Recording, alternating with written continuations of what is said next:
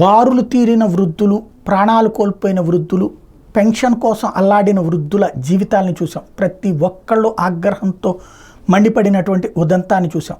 ఈ వృద్ధులకు సంబంధించిన అంశం అసలు ఎందుకు ఈ బ్యాంకులో ఇట్లాంటి పరిస్థితి ఎదురవుతుందని దాని మీద మాజీ బ్యాంక్ ఏజీఎం గారు ఒక ఆయన నాకు పంపించినటువంటి ఒక మెయిల్ చెప్తాను.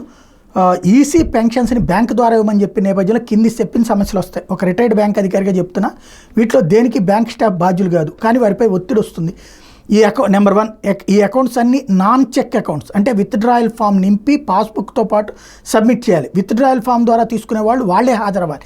అంతేగాక వారి అకౌంట్స్ ఉన్న బ్రాంచ్కే వెళ్ళాలి, హోమ్ బ్రాంచ్కే వెళ్ళాలి. ఇంటి దగ్గర ఉన్న బ్రాంచ్కి వెళ్తే కుదరదు. కొంతమంది ఇప్పుడు వేరే ఊళ్ళో నివసిస్తూ ఉంటే హోమ్ బ్రాంచ్ అకౌంట్కి వెళ్ళమని జనరల్గా చెప్తారు. బ్యాంక్ స్టాఫ్ నుంచి వాళ్ళైతే తెలిసిన వాళ్ళ సంతకం తీసుకుని ఇవ్వచ్చు, కానీ ఎక్కువ మందికి అట్లా చేయలేకపోవచ్చు. రెండోది, ఎక్కువ మంది గత 58 నెలలుగా ఇంటి వద్ద పెన్షన్ తీసుకోవడం వల్ల పాస్బుక్ లేకపోవచ్చు. అట్లాంటప్పుడు 99% మంది బ్యాంక్ స్టాఫ్ విత్డ్రాయల్ని అప్రూవ్ చేయరు. కేవైసీ సబ్మిట్ చేసి, అంటే ఆధార్ ఫోటో ఇచ్చి డూప్లికేట్ పాస్బుక్ ఇచ్చి విత్డ్రాయల్ ఇస్తారు. దీనికి బ్యాంక్ ఛార్జెస్ వసూలు చేస్తారు. Very time consuming process.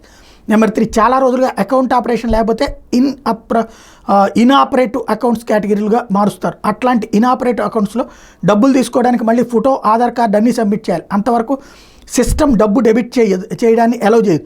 అకౌంట్ని ఆపరేషన్లోకి తెచ్చుకోవాలి ఆధార్ ఫోటో సబ్మిట్ చేసి. నెంబర్ 4, వీరిలో ఎవరైనా ఇంతకుముందు ఏమైనా లోన్లు తీసుకుని కిస్తీలు కట్టకపోతే సిస్టమ్ వాళ్ళ ఎస్బీఐ అకౌంట్స్లో హోల్డ్ జనరేట్ చేస్తుంది. ఆ హోల్డ్ని బ్యాంక్ వారు సాటిస్ఫై అయ్యి రిమూవ్ చేస్తే కానీ విత్డ్రాయల్ని సిస్టమ్ అలౌ చేయదు. బ్యాంక్ స్టాఫ్ మంచివాడైతే హోల్డ్ని రిమూవ్ చేసి డబ్బులు ఇస్తాడు. అయితే ఇది అందరి విషయాల్లోనూ జరగదు. ఇకపోతే బ్యాంకు వారు ఎక్కువ రోజులుగా ఇనాపరేటివ్ అకౌంట్స్ని వేరే హెడ్కి తరలించి ఉంచుతారు. ఎవరైనా ఆపరేట్ చేయడానికి వస్తే బ్రాంచ్ రిక్వెస్ట్ చేస్తే అకౌంట్ని బ్రాంచ్కి తిరిగి పంపుతారు.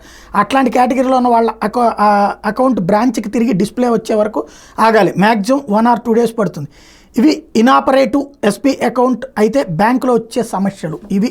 ఇట్లాంటి సమస్యల గురించి ఎవరు చెప్పారు, కానీ వార్తల్లో మాత్రం రాసుకొచ్చేస్తారు.